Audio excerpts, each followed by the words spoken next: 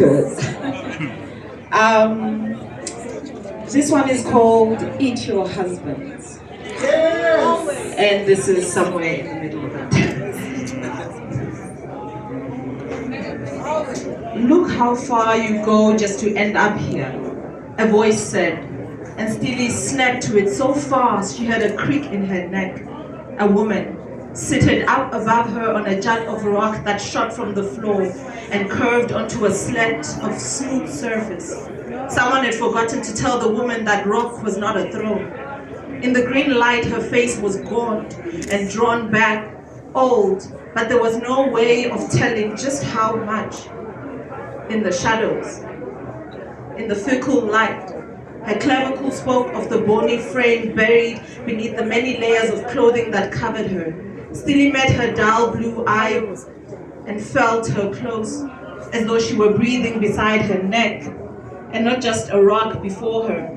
When the old woman smiled, Steely took a step back.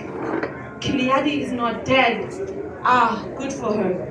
You are not her, but her smell is on you, and that unfortunate nose, said the woman, her old lie brittle and hard, a thing bred for a tongue that had cultivated bone. My mother says you came to help me, Steely said. The old lie in her mouth tasted borrowed and sweet sour with fear. What did you bring me? The old woman lifted her bony knee and draped her arm over it, leaning forward with a grin, all malice, and not pretending to be anything else. I have no wealth, said Steely. This I know. You are Kiliadi's child after all. Her cackle rattled the walls like chains striking the stone. But you want something. You give something. The way of the world, girl. The word she used was Aja, not just a girl, but a small girl. I will take an eye. Goddess knows you do not need it. Not seeing a wolf as it lay up in your bed, thinking a dog is a man as it crawl up between your legs. Give me the eye you are not using. Kiliadi never said, Kiliadi never say a lot, she said. Venom dripped down her chin, and Steely could have sworn she heard it sizzle. The woman was small, far too small to be so heavy. The jarring rip of her voice, the air she churned even as she merely sat there, relishing Steely's fear and discomfort. This was the wicked in her mother's nature, and the madness too. Ah, you think your mother is evil? You think Kiliadi is wicked, Ajay? Don't make like you are shocked. I cannot read minds, but you wear your thinking on your face. You think your mother mad? Fine, she would play. I think Steely drew a breath and stepped forward. I don't think it would be possible for her to come from a place like this and not be mad. To come from you. You think I make her mad? Me? Very well, Aja. Every good story needs a wicked witch. Do not trip over my bag of bones at the door. The cackle striking the walls in a furious echo. The woman leapt to her feet like she would jump forward, but she only squatted and stared hard at Steely. Tell me, Aja, what is it that makes you believe a woman is mad? A woman that leaves her child for days to wander ruins that. A woman that forgets a little girl was not taught to cook or to not freeze in the cold. Goddess, the tears again. Oh, so now a woman is mad because a woman is searching. Searching for what when her child needs her? Aja, she laughed as she turned around and disappeared into the dark behind the stone. Her voice echoed as she said, all these questions you ask, all these stories you want and nothing to pay. Will you give me both your eyes? How will you manage? You already cannot see. Steely saw a long shadow fall flat against the wall, and the old woman stretched into the light. Her grin revealed a perfect set of teeth, black as soot and far too large for her mouth. She picked up a calabash from the shadows and walked to her, straight and swaying like she was not hideous. Fine, Aja. One of these stories you can have for free, eh? Grandmother to Aja. Let me pass on more than my crooked nose. Lest you start walking around and telling that your Goma is wicked and mad as you do. The old woman squatted down beside Steely in the same way that Kiliadi had squatted before her that morning. only that morning, yet everything felt long past and far away, as though that world was not only just outside. Stilly felt a hand around her wrist, dragging her down, skin rough as tree bark, and she yielded, sitting on the stone floor with her legs folded.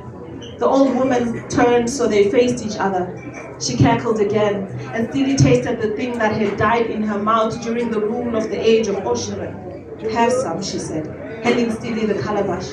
It is beer and it is bitter, but it is good for you. It was bitter, but it burned away the fear that had settled beneath her joints and over her shoulders.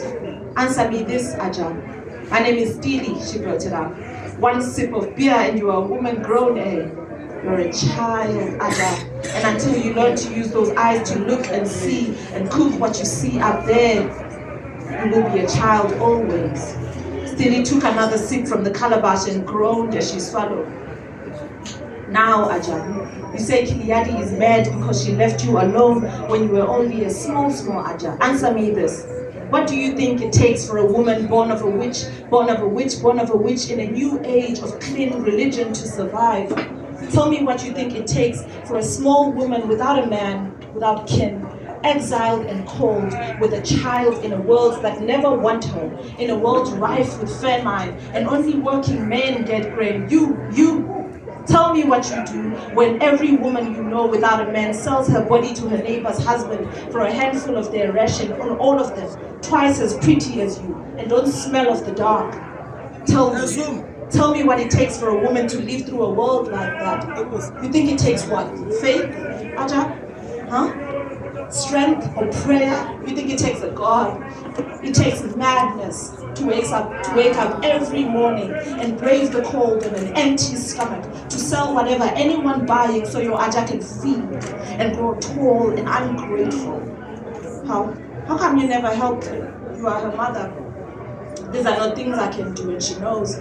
I am nothing outside these walls, and she knows too much, that Kiliadi. I warned her that nobody born to the ground and the goddess leave and live.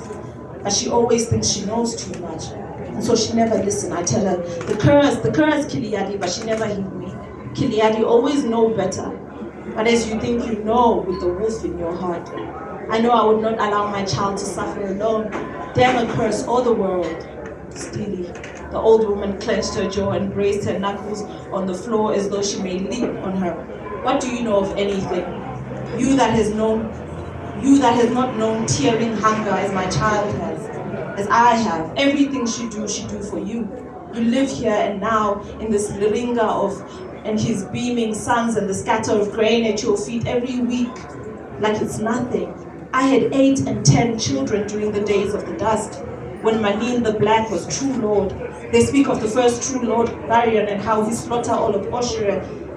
But nobody dare mention the words that come after him. Manin that killed his people with hunger, and 10 of my children that starved to death here because he shall have his donkey and stone. And if your men cannot mine, then you cannot eat. All these stories you cannot pay for. The old woman was screaming then, still haunched before her, but shaking everywhere as though she may scatter and scurry away. How many eyes you have for me, Aja?